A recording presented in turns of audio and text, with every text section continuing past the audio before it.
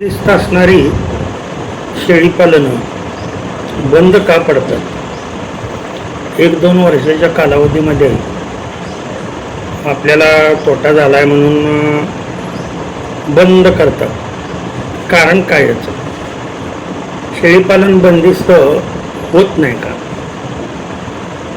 आणि होत जर असेल, यशस्वी होत असेल, तर बंद का पडतात? याचे काय कारण आहे?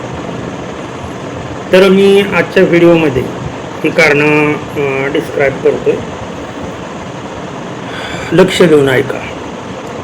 महत्त्वाची एक पहिली गोष्ट म्हणजे शेळीपालन करत असताना, बंदिस्त शेळीपालन करत असताना ट्रेनिंग न घेणे, पूर्वकल्पना शेळीपालनाबद्दल अजिबात नसणे, शेळीपालनाबद्दल